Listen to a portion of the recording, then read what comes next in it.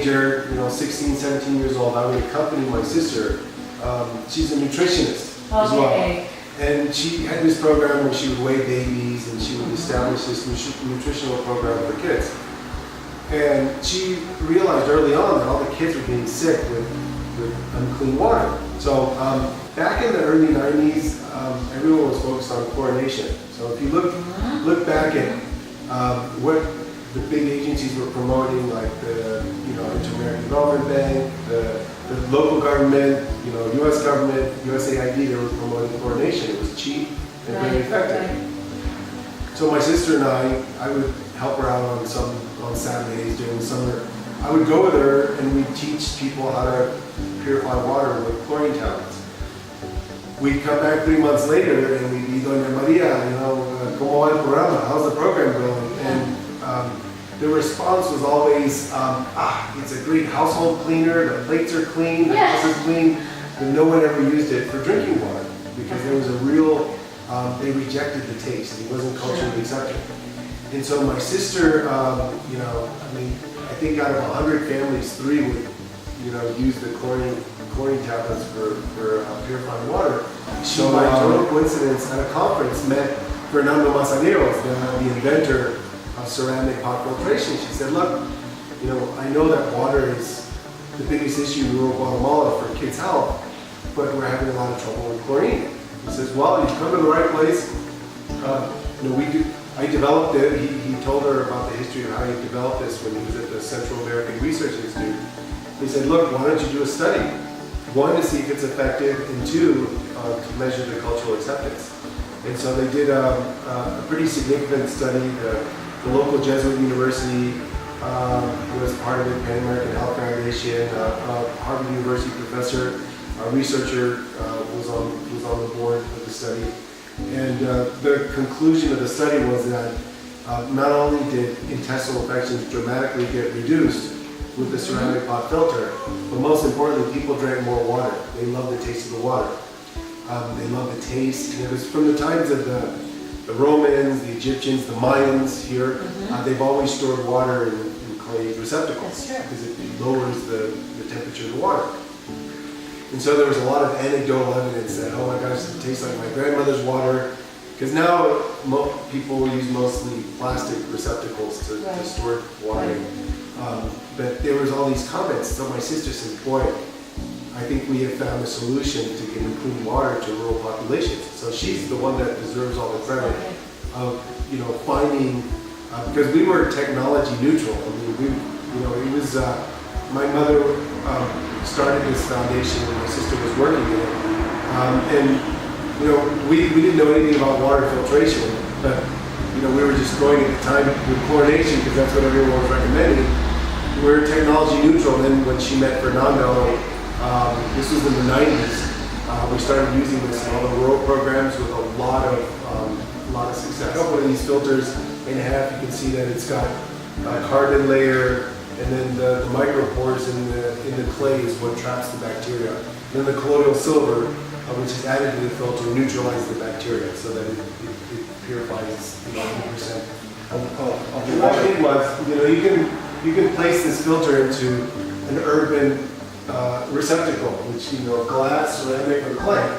And so I started with my neighbors and my close friends and cousins, and I said, I have a way to purify water, which is a lot cheaper than the bottled water you're buying.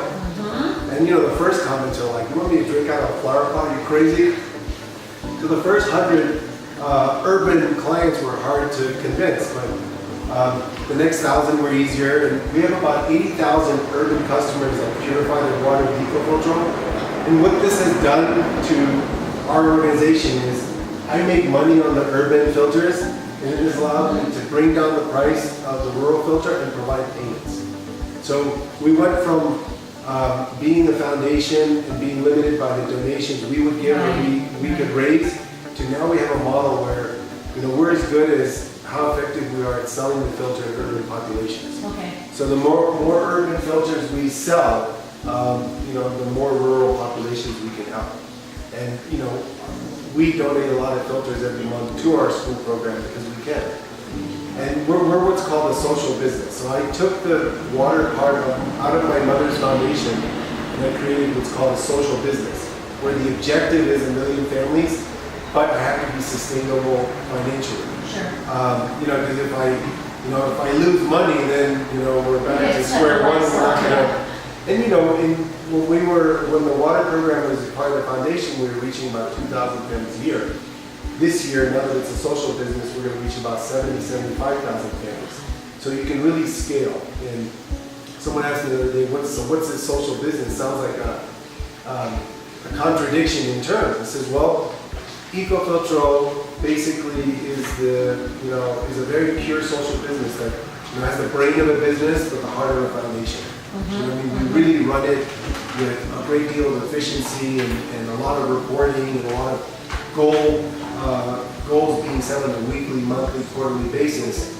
But everyone here knows, from the gardener to the production manager, that we're in this to get clean water to 1 million families by the year 2020. So we have a really aggressive goal, but I think we're going to reach it. I think so too. And I think we've got really great personnel that obviously everyone has to receive a competitive salary here. Sure. But I think they give a lot more than a typical business because they know that the goals here are greater than just making money. It's like solving a major problem in Guatemala, which is lack of access to clean water. We recommend and we guarantee that in the last 2 years, we've taken filters that are 3 and 4 years old, which still purify water. Wow. If you read her, we have a lot of testimonials. I mean, she can't sign, she put her thumb exactly. We have a lot of testimonials where they'll say, ever since the filter came into the home, kids never get sick, they never miss a day of school. If you look at the kids, they don't like thin, they're more alert, they drink a lot more water. So it's right now, it's just a question of finding alliances where people agree with us that water is the number one problem that we need to solve, and then trying to get as many filters in the schools as possible. As quick as possible. As quick as possible. So then we'll do the rest of the job. We'll take that school donation and get it into the rest of the community. Okay. So that's our challenge right now, is getting as many schools on the program so that we can get our community program going.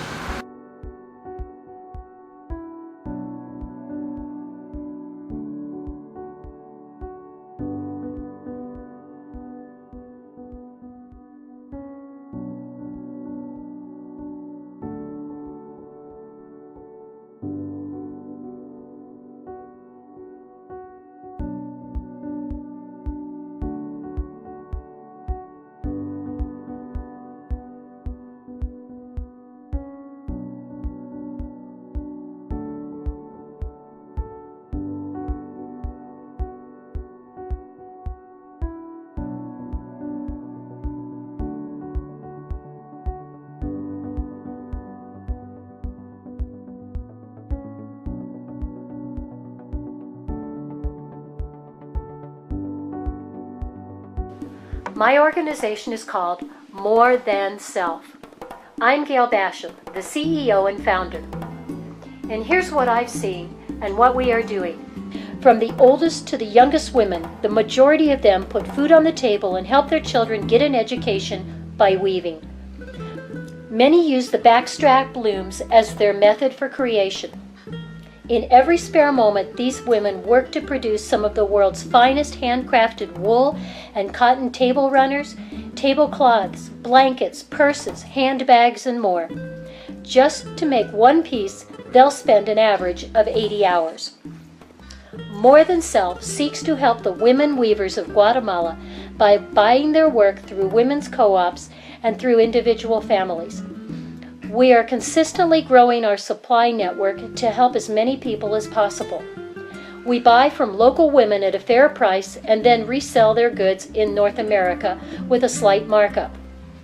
MoreThanSelf uses the extra money raised to then give back to the women and families in Guatemala a second time.